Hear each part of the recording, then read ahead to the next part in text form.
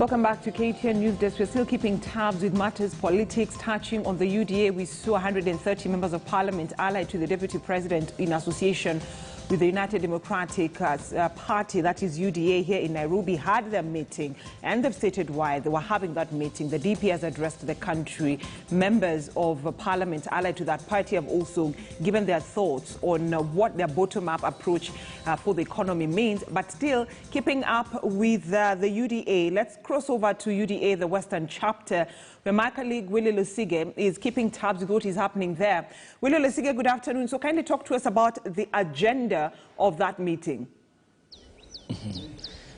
Brendan, our viewers, it seems now is a political season, especially ahead of the 2022 presidential election, and we are seeing a number of parties trying to put their houses in order and also to be able to find a way on how they will campaign ahead of that election.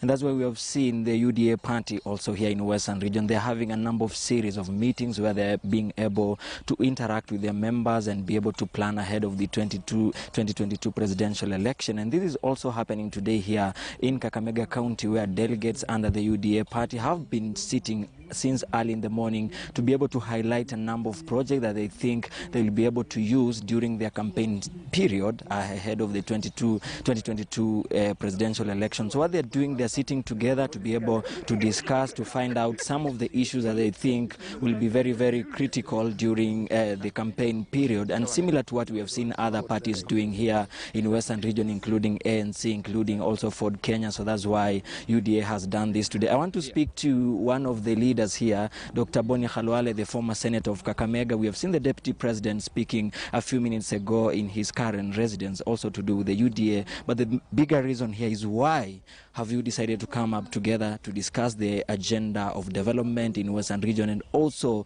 the kind of issues that you'll be addressing during your presidential kind of campaign? With me here, we have people who are very experienced politically. And we know that the kind of politics we've been playing for those many years is drama on the roads, drama in rallies, where we sell people excitement and meaningless slogans and speeches. So we have decided to go back to the people so that they tell us the people felt needs, the desired projects which, if carried out, would change their lives. So this is what we are doing here today in Kakamega. And as I have told you earlier on, in this meeting today, we have both the highly educated and not the so well educated. We have the rich by our standards and also those ones who have meager income. But we have come for the ideas so that it's genuinely bottom up, whereby the ideas that will inform the deputy president about this region should not come from Dr. Boni Khalwale as his point man, or Washiali, or whoever, but they should come from these people who are assembled here. So we are happy that the meeting, which we had intended to take place only up for half a day, up to midday, it is still dragging on because it has become very informative. We are committed, and given what we are hearing from these people, this is the way to take this country. Let people be heard and let their desires be the ones that will be implemented by governments. So after completing the collection of these desires, because it's all about Western region, there is another meeting in Vihiga. When will you proceed to meet the deputy president? We have a 2-day retreat with the deputy president. These people who are here are going to attend. And in that meeting, in those 2 days, the deputy president will come with experts, economic experts. He has a team of economic experts chaired by Dr. David Ndii. So they will come, they listen to us, then they will synthesize the ideas to make them one document for our region of Western. And in the process, we can then sit pretty that in his manifesto, the deputy president will be having our projects. Even if he is not going to do many projects, but at least we shall be assured that at least for one financial year, he will do one flagship project for us, and that will touch the lives of our people. And because of time, as we wind up, I know you have talked about Mumias, which is also very critical for the economy of Western. But Daktari, people will ask, you have been in leadership for many years. The rain has been beating in Mumias. Why now will you highlight it as one of the projects that you want to help during, if the deputy president wins? There is something they say in English, that advice is only as good as the person you advise. So these leaders, Posho is here, he's been an advisor in the county government of Kakamega. We have been giving suggestions as elected leaders in form of advice to government, up to and including the floor of the house. There is a former assistant minister, he's here, Manyala Kea. Yeah, Manyala Kea.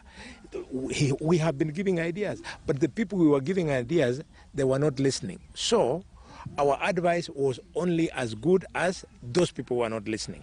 But we are confident that with the deputy president in office, our good advice will get a listener who will act on them. Why? Because he has worn the same shoe that these poor people are wearing. I mean, you can forgive somebody like Raila, you can forgive Uhuru Kenyatta. These were people who started putting on shoes when they started learning how to walk. But Paul Posho and Manyala Kea put on their first pair of shoes when it became mandatory that to go to Form 1 you must have a pair of shoes. Boni Khalwale, 30 seconds as we wind up. You also discussed the issue of the deputy president being barred from going to Uganda. Just a comment about it. This community that we come from is a community of peace, and it's a community which believes in rule of law. The law says that every Kenyan has the right to enjoy the freedom of movement. So to curtail the movement of any Kenyans is to violate the Constitution. The BBI judgment that was read out by the High Court found that President Uhuru had violated the Constitution. This is another stroke. The president has violated the Constitution by curtailing freedom of movement. And he did not start with William Ruto.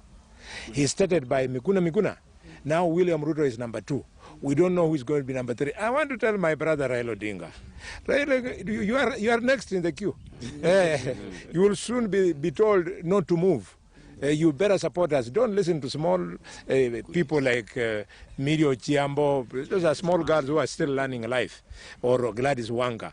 This is a principle you have fought for, Raila Odinga. Ensure that the freedoms enshrined in the Constitution are enjoyed unconditionally. Yeah. Thank you so much. That is Dr. Boni Khalwale. Thank you so much for having time for us. I can allow you to go back to the meeting. This is a UDA meeting that is being held here in the Western region as the Western chapter. They're discussing a number of issues that will be able to campaign with when it comes to the 2022 presidential election on behalf of this region. We'll be following up on a number of sequence of meetings and also when they meet the deputy president to take their manifesto. Brenda? Lusige, thank you so much for that interview, that meeting that is happening in Western Region, Kakamega County, the UDA Western chapter. So we wait and see what will come out at the end of the day. Lusige will give us more updates during a subsequent bulletin. So far, up to date with what is making the headlines in the country. Allow me to take a short breather. I'll be right back with more news making the headlines.